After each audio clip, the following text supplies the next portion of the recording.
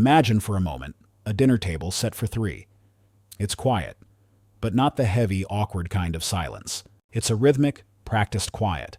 There's the clink of silverware, the hum of the refrigerator, and perhaps the low murmur of the evening news. In this house, there is no frantic race to grab the last piece of chicken, no shouting matches over whose turn it is to do the dishes, and certainly no hidden stash of snacks buried in the back of the pantry to hide them from a greedy sibling. For the only child, this isn't just a Tuesday night. It's the blueprint of their entire formative reality. Growing up as an only feels like being the sole protagonist in a play where the supporting cast is made up entirely of adults. You are the center of the universe, the sun around which two planets revolve. And yet, there's often this lingering sense of being a small person in a very big, very mature world. We've all heard the stereotypes, haven't we? The lonely only, the spoiled brat, the socially awkward kid who doesn't know how to share his toys or his feelings. But if we peel back those dusty, decades-old labels, what we find is something far more complex, beautiful, and deeply psychological. To understand the psychology of the only child, we have to look at the unique architecture of their childhood. Most children grow up in a peer-based ecosystem. If they have siblings, their primary social world is horizontal. They learn to negotiate, fight, and play with people who are roughly their own age and size. But the only child lives in a vertical world.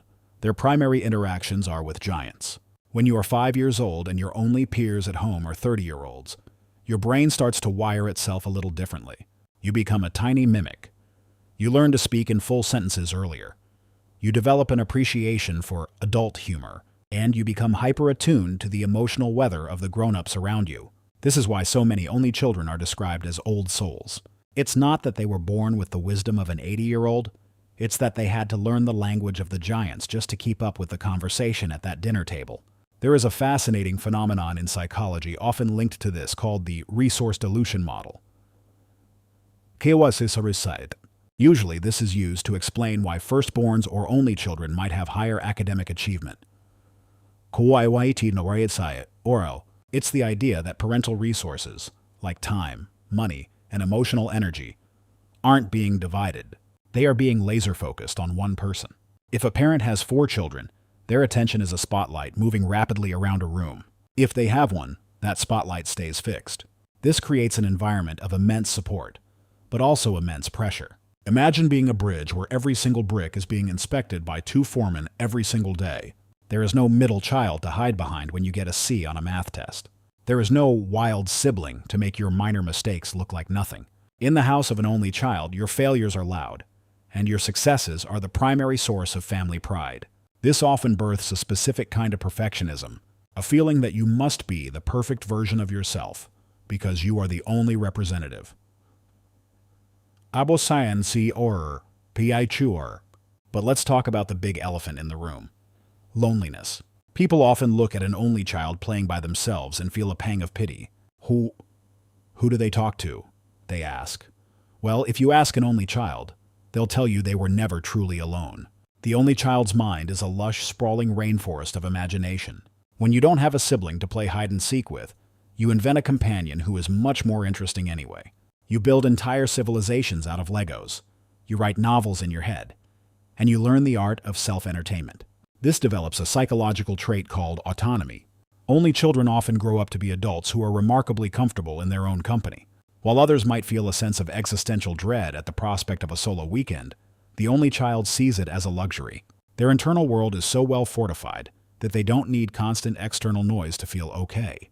This independence is a superpower, though it can sometimes look like aloofness to the outside world. Of course, this solitary refinement has a flip side. Because only children don't have the laboratory of sibling rivalry, they miss out on a very specific kind of social combat. Siblings are like whetstones. They rub against each other, creating sparks and friction, but ultimately sharpening one another. They learn how to lose an argument, how to compromise when there's only one controller, and how to forgive someone who just called them a name 5 minutes ago. For the only child, conflict can feel much more high stakes. Without the practice of sibling squabbles, an argument with a friend or a partner can feel catastrophic.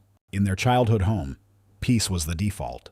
So, as adults, many only children become either extreme people pleasers to avoid the scary energy of conflict, or they become fiercely protective of their own space and ways of doing things. It's not that they don't want to share. It's that they've never had to develop the muscle memory of sharing their physical and emotional territory 24/7. We should also touch on the spoiled brat myth, because it's one of the most persistent cultural tropes out there. Science actually has a lot to say about this, and surprisingly, it mostly debunks the idea. Studies comparing only children to those with siblings often find no significant difference in character traits like selfishness or sociability. In fact, some research suggests that only children can be more altruistic because they haven't had to compete for resources. If you grew up never having to fight for the last cookie, you don't view the world as a place of scarcity. You view it as a place of abundance. The spoiled label often confuses material things with emotional intensity.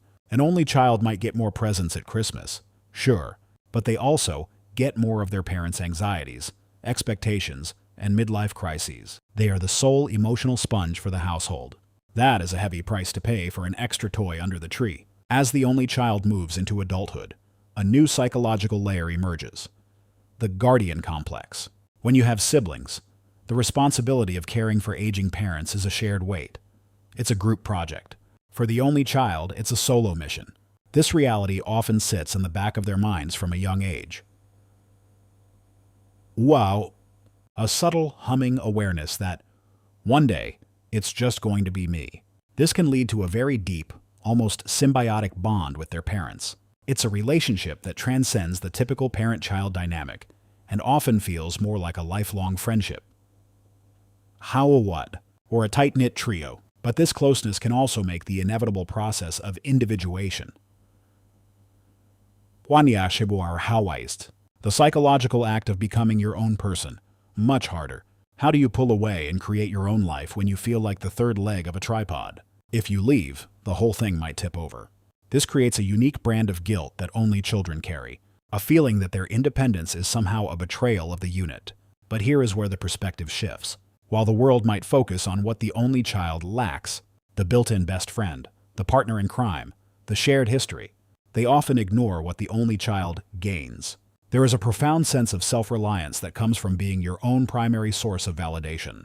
There is a creative depth that comes from all those hours of solitude. And there is a remarkable ability to form chosen families. Because they didn't have siblings by blood, only children often become the most loyal and intentional friends. They don't take relationships for granted. They know that family is something you build, brick by brick. Their friends aren't just friends.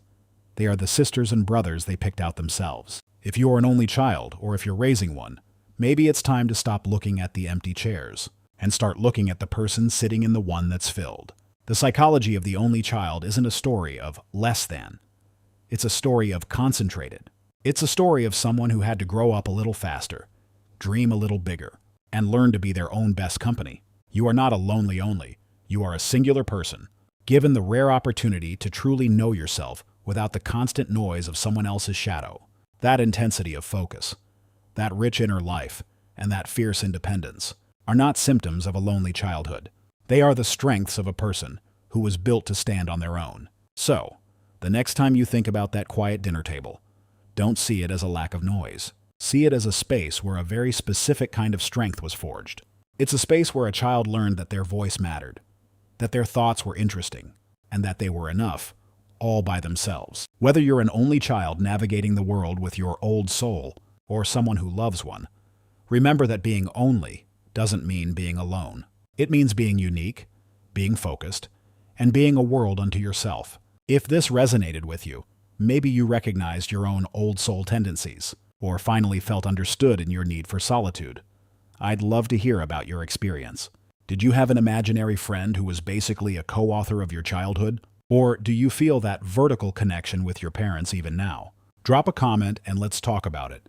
And if you want to dive deeper into the ways our childhoods shape our brains, would you like me to explore the middle child syndrome next, to see how the other side of the spectrum lives?